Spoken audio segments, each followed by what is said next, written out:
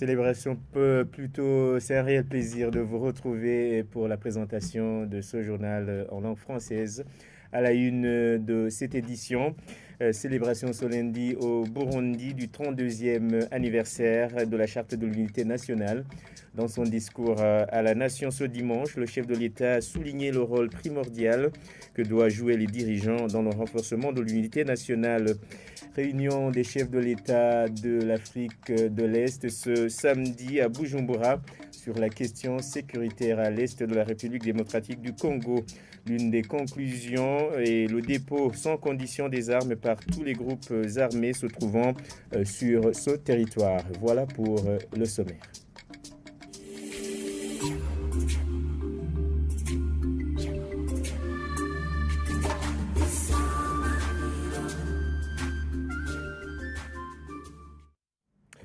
Le 5 février ne doit pas être une date cérémoniale seulement, mais être une occasion pour chaque Burundais de faire un examen de conscience pour comprendre qu'il partage une même nation. C'est dans son discours à la nation, le président de la République du Burundi est revenu sur le rôle primordial que doivent jouer les dirigeants dans le renforcement de l'unité nationale. Je vous prie de le suivre. Umunsi wa gatanu ruhuma rero uruhara n'uburemere. Le 5 février, ce n'est pas la journée des festivités, mais une journée qui nous rappelle le poids de l'unité des Burundais, l'unité laissée par nos ancêtres. Et c'est une occasion de nous évaluer et nous corriger là où nous avons commis des erreurs.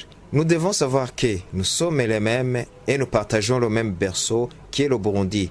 Chers Burundais, prenons la décision. Nous célébrons cette journée sous le thème « Les dirigeants sont les piliers et le bouclier d'unité de leurs citoyens. Soyons des bons exemples des autres. » Nous nous focalisons sur les dirigeants parce que nous avons vu qu'il n'y a pas un simple citoyen qui a de la division. Alors, toi, comment peux-tu faire la discrimination des autres pour les mettre où? Ce thème a été choisi parce qu'on l'a vu dans les années antérieures, dans tous les maux qu'a connu le pays, là où l'unité a été perturbée, et cela était dû à la mauvaise gouvernance qui semait les divisions au sein des populations. Un bon leader doit avoir un esprit patriotique, se donner corps et âme et travailler pour l'intérêt de ses gouvernés afin qu'ils vivent dans la paix.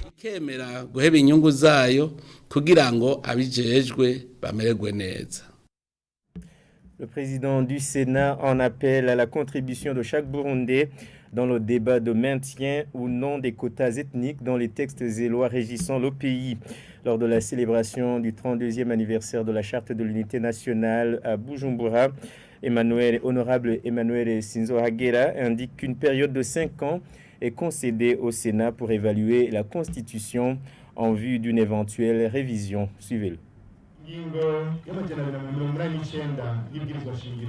L'article 289 de la Constitution accorde une période de 5 ans au Sénat du Burundi pour évaluer la Constitution et si on peut maintenir ou supprimer les quotas ethniques au sein des institutions du gouvernement, à l'Assemblée nationale, au Sénat et à la justice. En tant que président du Sénat, la célébration du 32e anniversaire de l'unité nationale qui renforce l'unité entre les Burundais.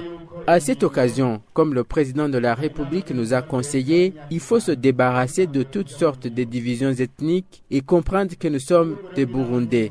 Ce sera important pour le Sénat du Burundi car ça va nous fournir des informations lesquelles nous aideront à faire sortir un rapport parlant soit qu'il faut supprimer carrément ou maintenir les quotas ethniques au sein de la Constitution pour que les recrutements se fassent sur base des compétences et non pas sur base des identités ethniques. Étant le président du Sénat, nous demandons votre contribution en tant que Burundais pour la mise en application de cet article de la Constitution pour donner un rapport au chef d'État durant cette période accordée en vue de statuer sur la suppression ou maintien des quotas ethniques dans la Constitution, et tout en considérant la situation du moment. Vous comprenez que nous devons beaucoup contribuer. Comme le numéro 1 burundais l'a souligné, dans notre pays, il n'y a pas des ethnies, sauf celui des Burundais.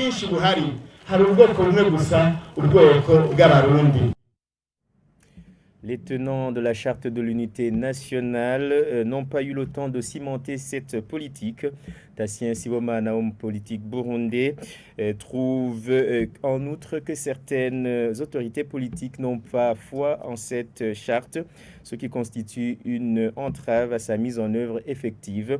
Pour lui, les accords d'Arusha pour la paix et la réconciliation constituaient une étape importante dans la matérialisation de la charte de l'unité nationale. Je vous prie de le suivre.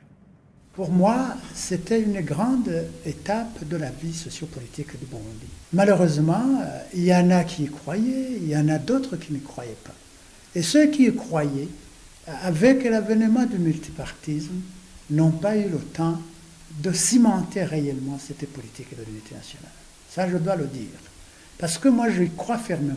S'il y avait eu le temps matériel nécessaire pour que cette politique soit traduite dans les faits, je suis convaincu que les Burundais auraient vraiment évolué de façon unitaire, sans beaucoup d'entraves. L'autre aspect que je voulais quand même mettre en exergue, c'est que l'unité nationale n'est pas un slogan. C'est vrai, il y en avait qui le disaient sans maîtriser réellement le fond de la chose, mais il y en a d'autres qui le disaient en combattant, c'était politique. Curieusement, et à l'avantage du peuple burundais, l'accord d'Arusha pour la paix et la réconciliation au Burundi était venu pour apporter des solutions à certaines critiques qui avaient été émises à l'endroit de la charte de l'unité nationale, comme quoi il n'y avait pas de stratégie pour matérialiser dans les faits cette unité. Or, la charte de l'unité, l'accord d'Arusha, justement, avait apporté beaucoup de solutions à beaucoup de problèmes qu'avait essayé d'épingler la charte de l'unité nationale. Ceci est quand même regrettable parce que la population, dans sa grande majorité, croit en l'unité et vit l'unité même. Mais malheureusement, au niveau de la classe politique, il y en a qui sapent cette unité jusqu'à remettre en cause l'accord d'Arusha, qui pour moi était la matérialisation de la charte de l'unité nationale. Le Burundi a besoin d'un leadership imbu de l'idéal de l'unité nationale. Ça, c'est la première chose. Deuxième chose, faire respecter et appliquer les lois. Tout système qui n'est pas basé sur le respect et l'application de la loi est voué à l'échec. Donc, tant qu'il n'y a pas égalité des chances, tant qu'il n'y a pas l'égalité devant la loi, tant qu'il n'y a pas un leadership capable d'asseoir tous ces principes, on est loin du compte de la charte de l'unité nationale. Les chefs de l'État des pays de l'Afrique de l'Est appellent les groupes armés opérant sur le sol de l'Est de la République démocratique du Congo de déposer les armes sans condition. Lors d'une réunion à huis clos de ces autorités ce samedi à Bujumbura, il a été convenu que l'état-major de l'armée congolaise se réunisse dans une semaine pour prendre des mesures adéquates afin de repousser les groupes armés qui ne mettraient pas en application les conclusions de cette rencontre, selon Peter Matuki, secrétaire général de l'EAC. Ornella Mucho pour plus de détails.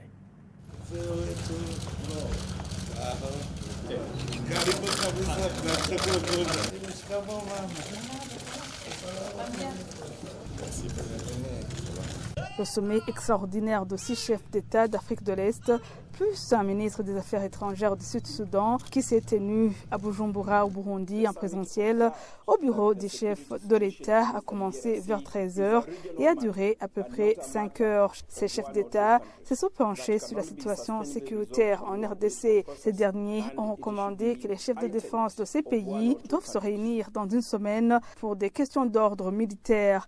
Le secrétaire général de l'EAC, Peter Matuki, qui a lu le communiqué final, a indiqué également qu'il a été recommandé aux pays contributeurs de troupes le déploiement immédiat de ces troupes.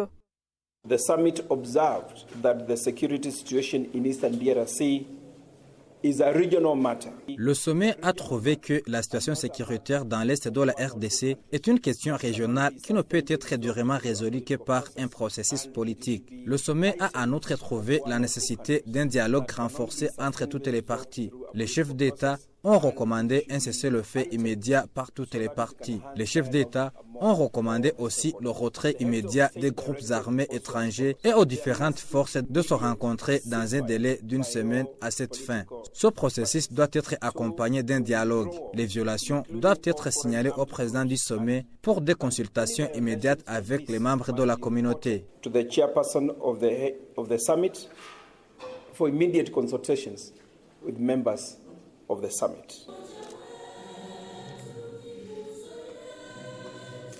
Les chefs d'État ont appelé à toutes les parties à respecter et à mettre en œuvre les décisions du sommet et les obligations convenues lors des réunions précédentes des chefs d'État. Ces réunions extraordinaires et ordinaires de chefs d'État de l'EAC sur la situation sécuritaire en RDC, tenues plus de 2 fois, sont organisées après que la tension entre la RDC et le Rwanda s'est ravivée après que le groupe armé M23 ait repris les activités militaires en 2022. À la fin de cette réunion, convoquée par le président burundais Evariste Ndayishimiye, en même temps président de l'EAC. Il a donné une audience à son homologue rwandais Paul Kagame après plus de 10 ans sans visiter le Burundi.